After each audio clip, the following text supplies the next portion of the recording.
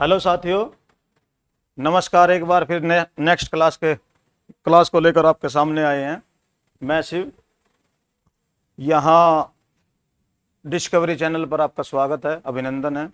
मुझे एक बात बताइए, कल हमने एक क्लास करवाई थी स्पॉटिंग एरर की, तो उसमें से आपने क्या क्या सीखा? एक तो ये कमेंट करना है वो आ गया नहीं आ गया, जो प्रॉब्लम आपके सामने आई है वो कमेंट करना है। यदि आप कोई कमेंट नहीं करते, कोई चीज पूछते नहीं, इसका मतलब सीधा सा ये है कि आप पढ़ नहीं रहे हो। ठीक है, चलो ठीक है, आप पढ़ रहे हो ये भी मान लेते हैं, आप कमेंट नहीं करते ये भी मान लेते हैं। मैंने आपको स्टार्टिंग में एक बात कही थी कि भाई एक एक अपनी पसंद की बुक खरीद लो, बुक के बिना कुछ नहीं होगा। ठीक है, तो आप मुझे कमेंट में कम से कम ये तो बता दीजिए कि कौन कौन सी बुक आपके पास है, किस स्टैंडर्ड के आप हो जो पढ़ रहे हो, और किस राइटर की बुक आप पढ़ रहे हो, ये तो बता दीजिए। मुझे ये विश्वास तो हो जाए कि तुम बुक से पढ़ते हो। यहां मैं आपको थोड़ा थोड़ा सा टाइटल बताता हूं, वो आपको प्रैक्टिस करनी है अपने बुक से। और जब बुक से प्रैक्टिस करोगे तो आपके सामने निसंदेह नो डाउट प्रॉब्लम भी आएगी। और वो प्रॉब्लम किससे डिस्कस करोगे? जब मैंने पढ़ाया आपको तो मुझसे डिस्कस करोगे। जब तक मुझसे डिस्कस नहीं करोगे तब तक मैं कैसे मान लूं कि आप घर पे पढ़ रहे हो, या खाली व्यूज आ रहे हैं? व्यूज इतने सारे दे रहे हो आप, 200-300 व्यूज एक दिन में आ जाते हैं, लेकिन पूछता कोई सवाल नहीं। ये मान लूं कि मैं बहुत ही अच्छा टीचर हूं, ये मान लूं, या ये मान लूं कि तुम बहुत अच्छे स्टूडेंट हो? क्या चीज मानूं बताओ? कोई बुक ले लो और उससे प्रैक्टिस करो। Practice makes man perfect, practice makes a person perfect. Man नहीं, वहां वो मैन कोई भी हो, पर्सन परफेक्ट को देखो। आप ये देखते होंगे कि जब आप शुरुआत में कोई काम करते हो तो स्टार्टिंग में बड़ा स्लोली स्लोली करते हो, स्लोली स्लोली, फिर उसके बाद आप उसको स्पीड देते हो। मान लीजिए you have to learn drive motorcycle. जब आप मोटरसाइकिल लर्न करने की सोचते हो या ड्राइव करने की सोचते हो, सबसे पहले उसे सीखते हो तो धीरे धीरे चलाते हो। धीरे धीरे चलाना भी धीरे धीरे चाहिए, धीरे धीरे सीख जाओगे, पकड़ हो जाएगी, एक्सपीरियंस हो जाएगा। वहां experience is the best teacher, experience माना जाता है। वहां सबसे अच्छा जो टीचर माना जाता है वो एक्सपीरियंस माना जाता है। Experience is the best teacher. और स्टार्टिंग में ही अगर आप तेज चलोगे, आज ही आपने मोटरसाइकिल हाथ में लिया और आज ही तेज चलाओगे, तो एक्सीडेंट होने के भय ज्यादा बन जाते हैं, एक्सीडेंट होने के चांसेस ज्यादा बन जाते हैं। आप धीरे धीरे सीखोगे, जिस स्पीड में आप आज चलाना चाहते हो एक दिन उस स्पीड में चल पड़ोगे। तो यहां से प्रैक्टिस कीजिए। प्रैक्टिस ऐसी हो कि आपको वहां सोचना ना पड़े, आप कंफ्यूजन में ना आए कि भाई ये भी हो सकता है और ये भी हो सकता है। ऐसा कंफ्यूजन क्रिएट बिल्कुल ना हो, समझ गए? तो आप मुझे कृपा करके ये बताइए आज कि कौन कौन सी आपने बुक ले रखी है जो आप पढ़ रहे हो। राइट, चलिए नेक्स्ट। मैंने कल आपको कुछ एरर्स करवाए थे, उनका ही अगला पार्ट है एरर्स का। देखिए यहां ये है, to great a variety of studies distract the mind. Distract का मतलब होता है ट्रैक, ट्रैक का मतलब होता है वो रास्ता, और डिस्ट्रैक्ट उस रास्ते से अलग हट जाना, उस रास्ते से उतर जाना। डिस्ट्रैक्ट वो होता है, आप पढ़ना चाहते हो, do you want to read anything, आपने यूट्यूब खोल लिया, अब माहौल भी अच्छा बना लिया, एसी लगा हुआ है, और आपने मोबाइल खोल लिया। और मोबाइल खोलना क्या, माइंड में तो ये है कि हमें कुछ पढ़ना है, we have to read something, और आगे एकदम वीडियो दूसरी आ गई, दूसरे प्रकार की, आप उसमें उलझ गए। पता होगा दूसरे प्रकार की, तो कोई भी वीडियो सामने आ जाती है आपके, अब आप वहां से डिस्ट्रैक्ट हो गए। डिस्ट्रैक्ट, वो डिस्ट्रैक्ट है, पथभ्रष्ट हो जाना, वहां से होता है वो। डिस्ट्रैक्ट हो जाते हो ना, कई बार करना चाहते हैं कुछ और, हो जाता है कुछ और, तो वो डिस्ट्रैक्ट है। क्या है? Distract the mind. तो यहां क्या है, देखो ये डिस्ट्रैक्ट भी ठीक है, और यहां डिस्ट्रैक्ट लगाओगे, डिस्ट्रैक्टेड, ये भी ठीक है। तो इसमें आप नो एरर लगा दीजिए। अगर यहां डिस्ट्रैक्टेड होगा तो भी ठीक है, और डिस्ट्रैक्ट होगा तो भी ठीक है। नेक्स्ट, अगर जिन्होंने तैयारी कर ली है और प्रैक्टिस कर रहे हैं, वे मेरे से पहले सेंटेंस करेंगे और मेरे से पहले करेक्ट करके फिर जब मैं करूंगा तो उससे मिलाएंगे कि भाई हाँ ये ठीक है नहीं। जो सीख रहे हैं वो एक बार इस तरह से सीखेंगे कि दोबारा इस प्रकार का सेंटेंस आए तो वो करेक्ट ही कर जाए, लिखने में भी, पढ़ने में भी और सुनने में भी। चलिए साहब, this severe cyclonic storm, storm होता है तूफान। This severe cyclonic storm has left behind a trial of misery. Misery होता है दुख, ट्रायल क्या होता है? ट्रायल वो होता है जब आप क्रिकेट खेलते हो, व्हेन यू प्ले क्रिकेट, एक बॉल तुम्हें भेजी जाती है, एक बॉल फेंकी जाती है, तो वो ट्रायल होता है। पहली बोल जो होती है वो ट्रायल होता है। कोई भी काम करने से पहले जब आप करोगे तो वो क्या होगे, यार एक ट्रायल देख लेते हैं पहले, उसके बाद शुरू करते हैं, वो ट्रायल है। तो ऐसा ट्रायल तो ये छोड़ के नहीं जाने का। जब साइक्लोनिक तूफान है तो ऐसा ट्रायल कहां से छोड़ देगा, तो छोड़ेगा वो ट्रेल। ट्रेल होती है भयावह स्थिति, ट्रेल। यहां ट्रेल आएगा तो ये यहां गलत है, तो क्या लगेगा, कौन से को लगाओगे, सी में मिस्टेक है, यहां ट्रायल नहीं ट्रेल आएगा। राइट, ये ऐसी मिस्टेक है जो आप वर्ड मीनिंग के हिसाब से ही कर पाओगे। और अगर ये कर लिया आपने, ट्रायल और ट्रेल में अंतर समझ लिया,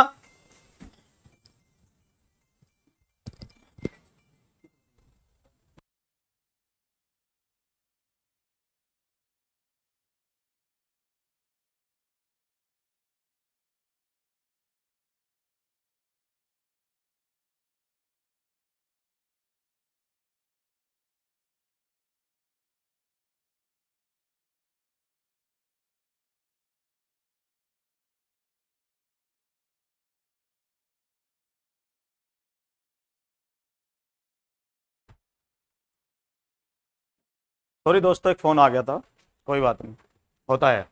चलिए, क्या है यहां, my sister has been interested in medicine ever since she was a child. क्या है कि इसमें कहा है मेरी सिस्टर इंटरेस्टेड है मेडिसिन में जब से वो चाइल्ड में थी, मतलब जब से वो चाइल्ड थी, जब से वो बच्ची थी, ये मान लो कि बचपन से ही वो मेडिसिन में इंटरेस्ट रखती है। तो यहां क्या है, देखो हैज बीन है, इंटरेस्टेड है इन मेडिसिन है, एवर सिंस है, तो यहां अगर ये यूज किया है, ये वर्ब यूज किया है, ये भी वर्ब यूज किया है, तो हमें नहीं लगता यहां कहीं भी कोई मिस्टेक होगी। तो जब मिस्टेक नहीं है तो आप नो एरर पर लगाइए। राइट, चलिए साहब 19, ध्यान से सुनिए, ये वो सेंटेंस है, इट इज वेरी इंपॉर्टेंट और आपको हर एग्जाम में देखने को मिलेगा। ये वो सेंटेंस है, अगर आप इसको पढ़ जाओगे तो आज की क्लास सफल हो जाएगी। ये वो सेंटेंस है जो आपको बार बार देखने को मिलेगा। ये वो है जो आपकी इंग्लिश को इनहेंस कर सकता है, बढ़ा सकता है। ध्यान से देखिए क्या है, इसमें कहा है he had no sooner seen one continent when he saw another. देखो क्या कहा इसने, अब जब जहां नो सुनर आता है आपको ज्यादा माइंड लगाने की जरूरत नहीं है, ठीक है। जहां नो सुनर आता है तो सबसे पहले तो इसके फैमिली की बात होती है। जहां ये कुछ फैमिली है, नो सुनर के साथ क्या लगता है, बोथ के साथ क्या लगता है, आइदर के साथ क्या लगता है, नाइदर के साथ क्या लगता है, स्केर्सली के साथ क्या लगता है, हार्डली के साथ क्या लगता है। ये एक फैमिली है, उस फैमिली को तैयार करोगे तो साइंस भी समझ में ना आए, डजेंट मैटर, कोई फर्क नहीं पड़ता अगर साइंस समझ में नहीं आती आपके। लेकिन ये चीज देखनी है, सबसे पहले ये चीज देखनी है कि भाई अगर नो सुनर लगा है, नो सुनर लगा है तो उसके साथ देन आएगा। अगर सेंटेंस में कहीं देन नहीं है तो वही मिस्टेक है।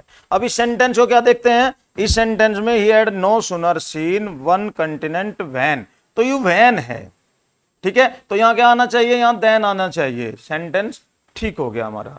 क्या समझोगे, नो सुनर के साथ में देन आता है। मैं लिख देता हूं किसके साथ में क्या आता है, ध्यान से देखिएगा साहब।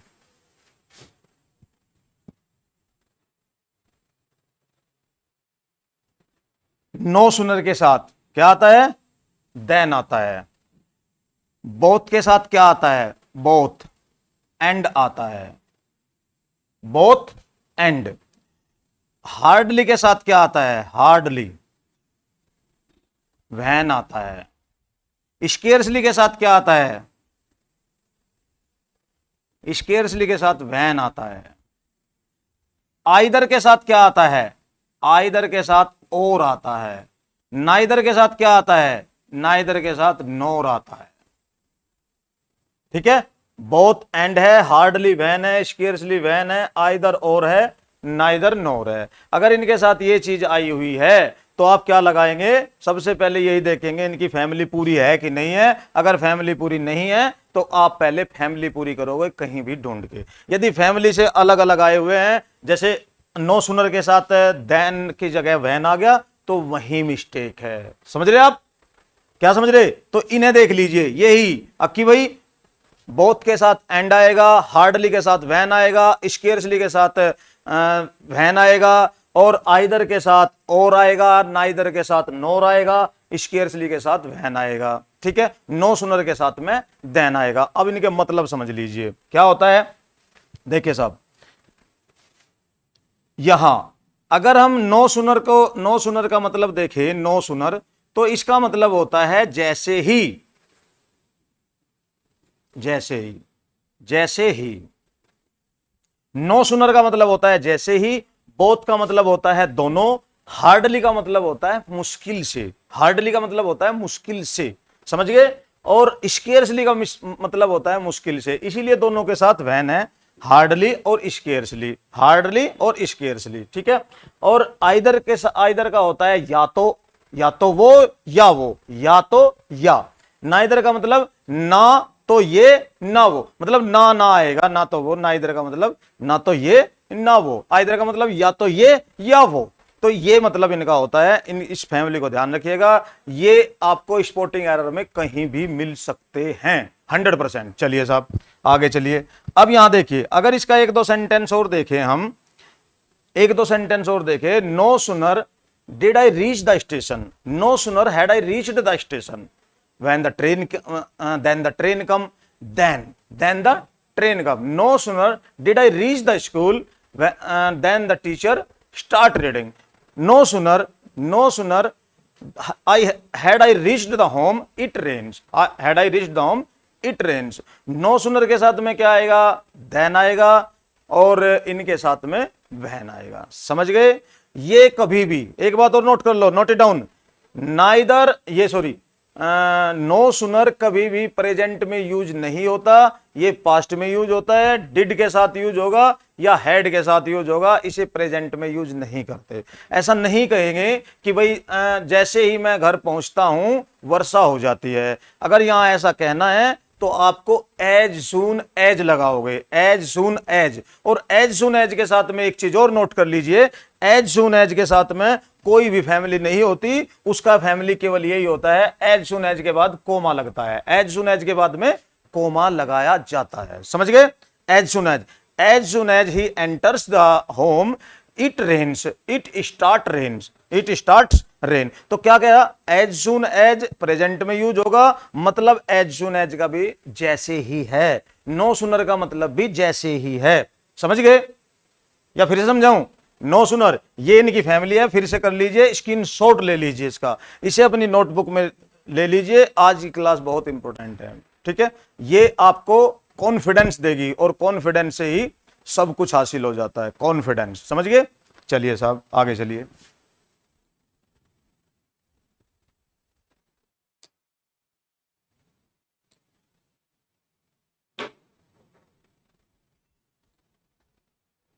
यहां क्या है, इन्होंने कहा है, करिए मेरे से पहले पहले करिए इन सेंटेंस को, देखता हूं मैं तुमने कितना पढ़ा है आज तक, करिए करेक्ट।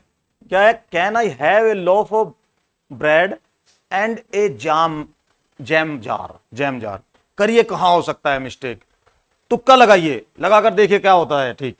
देखिए हो गया, इतना तो बड़ा नहीं है, जल्दी हो जाना चाहिए। तो यहां मिस्टेक है इसमें, ये एरर है। क्या एरर है कि भाई ये जो ए जैम जार है ना, इसको होना चाहिए a jar of jam, a jar of jam, ऐसा नहीं बोला जाता, ए जैम जार नहीं बोला जाता, ए जार ऑफ जैम होता है, ठीक है। नेक्स्ट चलिए, now that I am back at work, मतलब जबकि मैं अपने काम पर वापस आता हूं या हूं मैं अपने काम पर, I have beginning to feel much better. देखो मैंने आपको इससे पहले बताया था कि जो एच से बनी हेल्पिंग वर्ब है, एच से कौन कौन सी बनती है, हैज बनती है, हैव बनती है और हैड बनती है। इनके साथ क्या होगा, इनके साथ वर्ब की सामान्यतः थर्ड फॉर्म आती है, सामान्य से थर्ड फॉर्म, सामान्य से क्या इनके साथ थर्ड फॉर्म ही आती है, समझ गए, यदि इनके साथ बीन का यूज ना हुआ हो। ठीक इनके बाद अगर हम मेन वर्ब यूज करते हैं तो थर्ड फॉर्म आएगी। अब यहां क्या है देखिए और बताइए खुद, क्या है, now that I am back at work, ये रही है, और कौन सी वर्ब लगाई है, आईएनजी वर्ब लगाई है। तो आईएनजी लगेगी क्या, नहीं लगेगी ना, तो आईएनजी को हटाइए, काटा लगाइए, यहां क्या लगेगा, बिगन। थर्ड फॉर्म क्या होती है इसकी, बिगन। चलिए साहब next, the artist plainly a better critic than the painter destroyed what he made ever over for 10 years। देखिए साहब, यहां क्या है, इस सेंटेंस को सेंस में बदलकर सेंस में जब हम स्पोर्टिंग एरर करते हैं तो सबसे पहले हमारा ध्यान जाना चाहिए agreement of the verb. Agreement of the verb ये होता है भाई किस सब्जेक्ट के साथ में कौन सी वर्ब का एग्रीमेंट हुआ है, कौन सी वर्ब। जैसे सिंगुलर सब्जेक्ट होगा तो सिंगुलर वर्ब होनी चाहिए, प्लूरल सब्जेक्ट होगा तो प्लूरल होना चाहिए।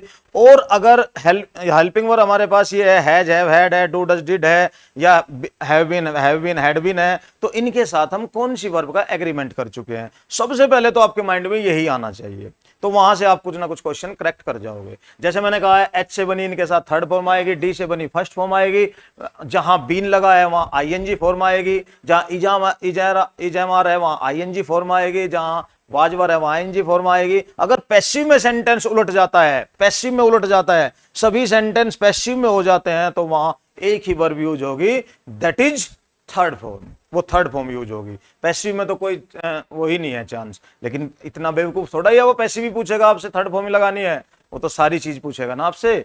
स्पोर्टिंग एरर का मतलब है कि आप एक्सपर्ट हो इन्हें करने में, आप लिखने में एक्सपर्ट हो। ऐसा ना हो जाए कहीं ग्रामर की मिस्टेक से एक सेंटेंस लिखना था, एक राजा ने अपनी तीनों लड़कियों की शादी बड़ी धूमधाम से की, लेकिन सेंटेंस अलग अलग इधर उधर लिखने से कहीं वर्ब लिखी, कहीं पॉजिटिव वर्ब लिखी, कहीं कोई लिखी, उसका मतलब यह निकल कर आया कि राजा ने अपनी तीनों ही लड़कियों से धूमधाम से शादी की। ऐसा नहीं होना चाहिए, इसलिए करेक्ट लिखना चाहिए। अर्थ का अनर्थ नहीं होना चाहिए, समझ गए। तो बहुत छोटी छोटी सी मिस्टेक्स है, बोलने में तो कर दोगे, सेंस में कर दोगे, समझ जाएंगे वो। जैसे मैंने कल एक सेंटेंस बताया था कि कोई पूछ ले डू यू नो दिस, तो आप इसके एवज में कह सकते हो I don't know never nothing about this matter. इसका क्या मतलब है, इसका मतलब यह है कि एम्फेटिक कह दिया, पूरा जोर लगा दिया कि भाई ये बिल्कुल कुछ नहीं जानता इसके बारे में। तो बोलने में तो चल जाएगा, बोलने में ग्रामर कहाँ यूज होती है, बोलने में तो केवल प्रेजेंट पास्ट फ्यूचर का यूज करना होता है, समझ जाता है वो, सिचुएशन देख के समझ जाता है। अरे ये तो लैंग्वेज ऐसे समझ जाएंगे, भाव देखकर समझ जाते हैं। भाव, आंखों, अगर चेहरे पर भाव उदासी का हो तो उदास है, चेहरे पर भाव खुशी का है तो खुश है। ये भी एक लैंग्वेज है, इसे बॉडी लैंग्वेज कहते हैं। कौन सी लैंग्वेज, बॉडी लैंग्वेज कहते हैं। ठीक है, चलिए साहब, क्या कहते हैं इसे, the artist plainly a better critic than the painter destroyed what he made ever for 10 years। मतलब ये कह रहा है 10 years तक जो उसने बनाया, 10 years तक जो उसने बनाया उसे डिस्ट्रॉय कर दिया। कुछ बता तो यही ना क्या बनाया भाई, पेंटर ने पेंटिंग बनाई या टेबल बनाई या चेयर बनाई, कुछ नहीं बता, तो उसने खाली लेबर किया ना, रिजल्ट पर नहीं पहुंचा, रिजल्ट पर नहीं पहुंचा। जैसे एडिसन ने 1200 आविष्कार किए थे ना, और 1199 उसके लेबर थे, 1199 उसके लेबर थे, और जब बल्ब का आविष्कार हुआ तो वो 1200 आविष्कार था। तो वहां तो मेड होगा, लेकिन उससे पहले सारे लेबर होंगे, तो क्या होगा, मेड की जगह यहां लेबर आएगा। क्या आएगा साहब, लेबर। समझ गए, नेक्स्ट करिए। क्या कहा है, she does not listen to me because she is senior than me. देखो एक कंपैरिजन का वर्ड होता है देन, इसे तो खरीदोगे तुम, नहीं कर सकते तो देखिए आज के बाद तो कर देना। जो IOR पर खत्म होते हैं एडजेक्टिव, ठीक है, जैसे सीनियर, जूनियर, इंफीरियर, सुपीरियर, सारे खत्म हुए ना इस पे, junior, senior, inferior, superior. Superior होता है बहुत बढ़िया, इंफीरियर होता है घटिया, जूनियर होता है छोटा, और सीनियर होता है बड़ा। समझ गए। इनके बाद में जब हम वो करते हैं, कंपैरिजन करते हैं, तो भैया दोस्तों, देवी और सज्जनों, क्या होता है वहां टू का यूज होता है। जहां IR आ जाता है, लिख लीजिए, जहां IOR आ जाता है उनके साथ कंपैरिजन वर्ड देन नहीं, टू का यूज होता है। करिए, अब इसे ठीक करिए, कहां है, तो यहां गलत है। क्या होगा, यहां टू आएगा। क्या बोलोगे, क्यों टू आएगा, क्योंकि ये जो सीनियर है, ये जो IOR आया है, IOR वाला जो एडजेक्टिव होगा उसके साथ जब हम सेंटेंस करेक्ट करेंगे तो क्या होगा भाई, वहां टू का यूज करेंगे। ठीक है, किसका यूज करेंगे, टू का यूज करेंगे। चलिए साहब आगे चलिए।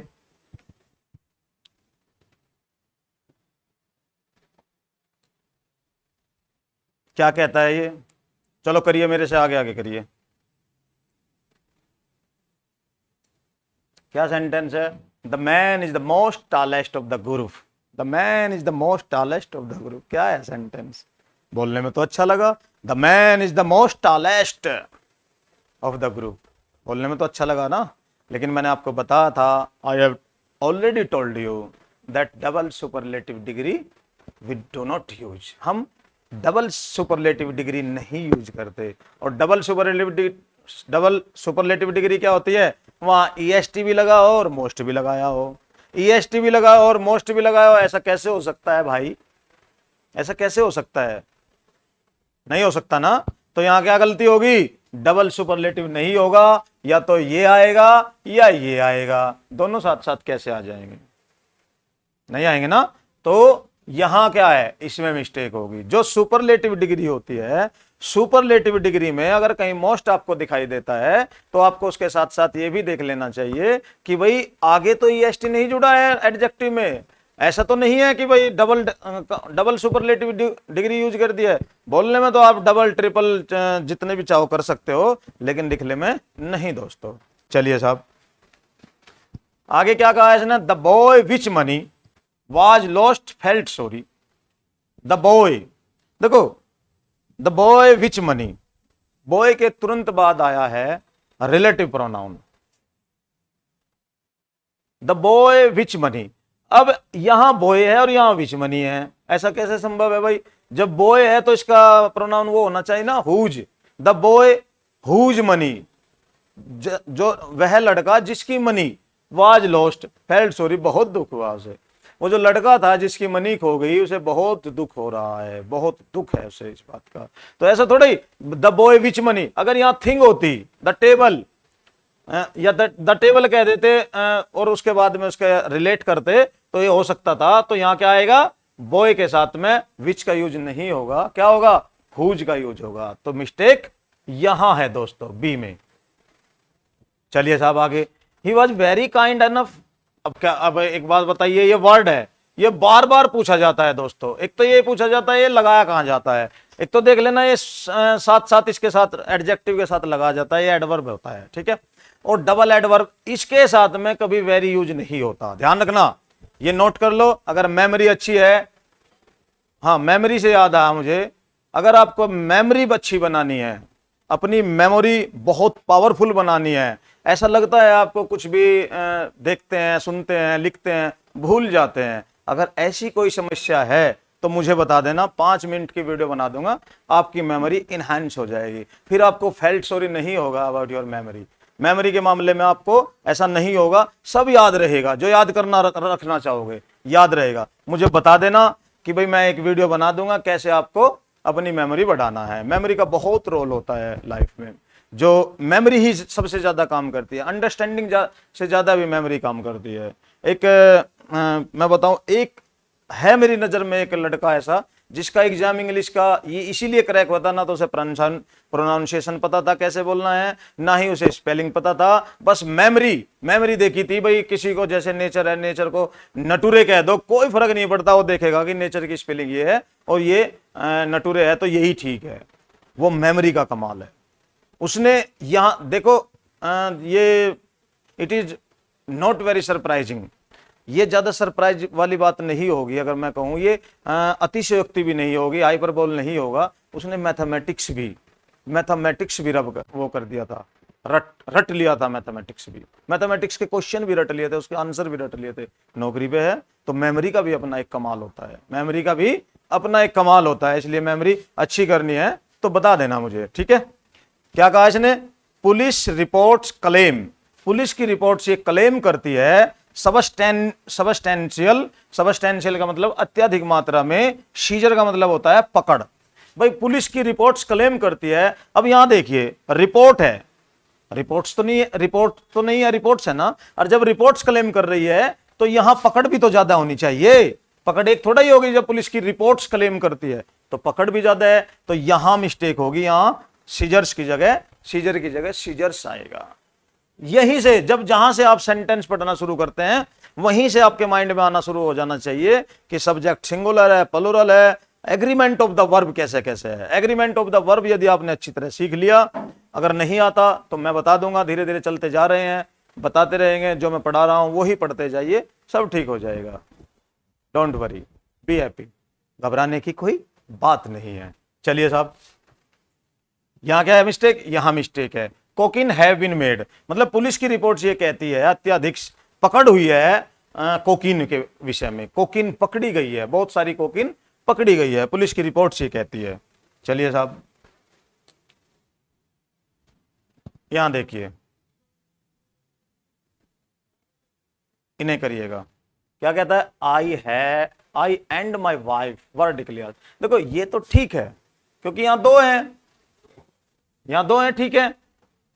आई and my wife declared the best couple at the party. भाई मैं और मेरी वाइफ डिक्लेयर कर दिया पार्टी में कि भी हम ही बेस्ट कपल थे, हम बेस्ट कपल थे, ये डिक्लेयर कर दिया।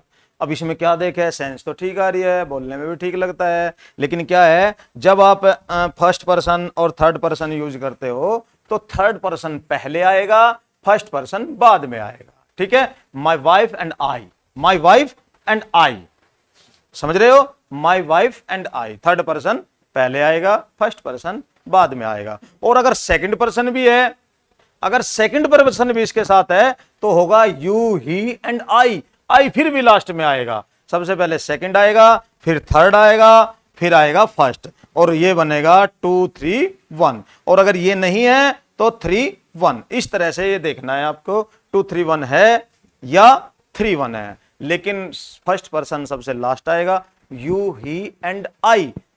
तुम वह और मैं जाएंगे, विल गो टू दिल्ली। तुम वह और मैं, हम तीनों दिल्ली जाएंगे, यू ही एंड आई। देखना सर कौन है, अच्छा, यू ही एंड आई, तो जहां ये तीनों आए तो यू सबसे पहले होगा। नोट इट डाउन दोस्तों, देख लेना ध्यान से, अगर यहां टाइम दिया है तो कुछ लेकर भी जाओ, वक्त को बर्बाद मत करो। यदि वक्त को बर्बाद करोगे तो एक दिन वक्त तुम्हें बर्बाद कर देगा, वक्त को बर्बाद नहीं करो, ये याद रहना चाहिए आपके, ठीक है। और ये याद कब रहेगा, कब रहेगा, ये अब तो दिख रहा है आपको बहुत ईजी है, ये याद तब रहेगा जब आप खुद प्रैक्टिस करोगे।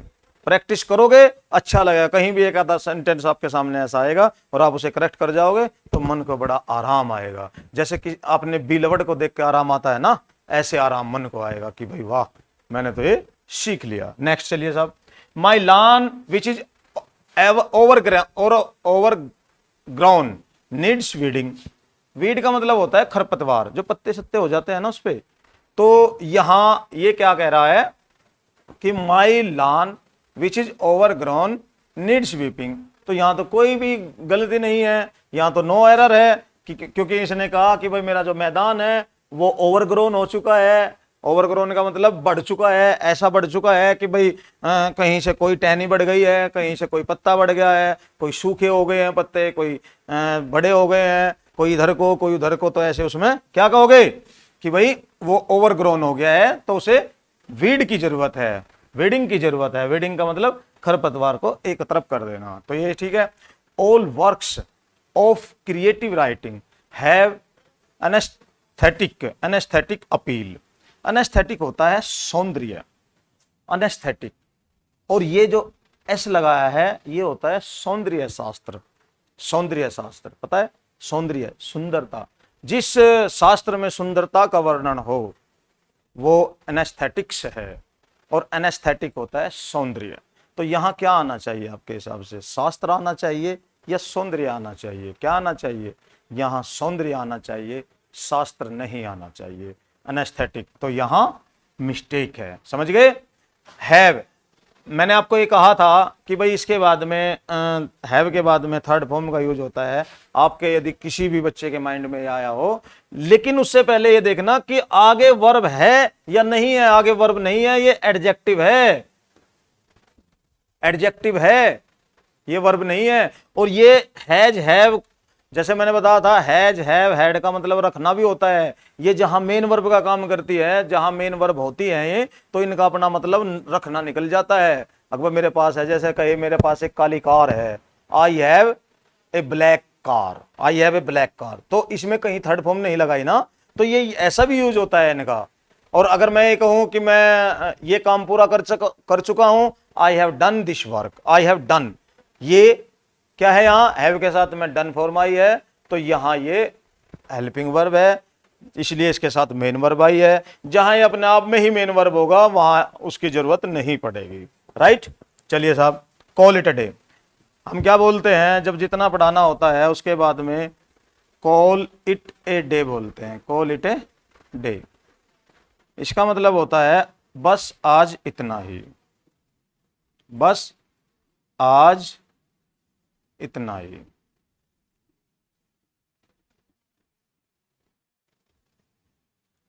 करो दोस्तों, जो क्लास आज आपको करवाई है इसे अच्छे से कर लेना, करने के बाद थोड़ा फील करना, फील गुड हो तो गुड फील करना, फील बैड हो तो बैड फील करना, ठीक है। दोनों की अपनी अपनी अहमियत है, नेगेटिव की भी और पॉजिटिव की भी अपनी अपनी अहमियत है। जब आपके बारे में लोग नेगेटिव सोचते हैं, सोच लेना कि आप कोई कुछ ना कुछ ऊंचे मुकाम की तैयारी कर रहे हैं। जब लोग आपके बारे में ओवर पॉजिटिव सोचते हैं, इसका मतलब आप पागल हैं, क्योंकि यहां लोग जब नेगेटिव सोचने लगते हैं, आपको सोच लेना चाहिए कि मैं अच्छे रास्ते पे हूं। लोग आपको रोकने का प्रयास करेंगे, करते थे और करते रहेंगे, वो ऐसा सोचते ही नहीं कोई मेरे से आगे निकल जाए। जब भी नेगेटिव आपके माइंड में आए, जब भी आपको डिस्करेज करने की कोशिश हो किसी की, तो वहां से आप पॉजिटिव एनर्जी लीजिए कि आज मुझे डिस्करेज किया है किसी ने, इसका मतलब I am on my right way, कि मैं अपने सही रास्ते पर हूं। और जहां आपकी प्रशंसा ही प्रशंसा हो, समझ लीजिए कि आप गधे हो, आप बेवकूफ हो और आपको लोगों द्वारा बेवकूफ बनाया जा रहा है, ठीक है। अगर आपकी आलोचना होती है, क्रिटिसाइज होती है, तो मान लो कि आप अच्छे रास्ते पर हो, क्योंकि लोगों का यही काम है, हमेशा नेगेटिव, हमेशा अपोजिट ही चलते हैं। क्या होता है, किसी एक महान संत ने कहा था, जब आप किसी कार्य को करते हो, पहले आपका मजाक उड़ाया जाएगा, मजाक के लिए तैयार रहो, फिर उसको सुना जाएगा, फिर उसको स्वीकार कर लिया जाएगा, फिर आपके वे अनुयायी हो जाएंगे। ऐसा ही होता है, हर चीज में ऐसा ही होता है शुरुआत में। और जब यही स्टेज है तो आप पहली स्टेज पार करो, उपवास उड़ाने, मजाक उड़ाने की उस स्टेज को पार करो, फिर आपके बाद आपको पता लगना चाहिए कि भाई ये तो स्टेज आनी थी, जब हम चले हैं तो स्टेज तो आनी है। अरे मंजिल मिल ही जाएगी भटकते हुए ही सही, मंजिल मिल ही जाएगी भटकते हुए ही सही, गुमराह तो वो हैं जो घर से निकलते ही नहीं। नमस्कार।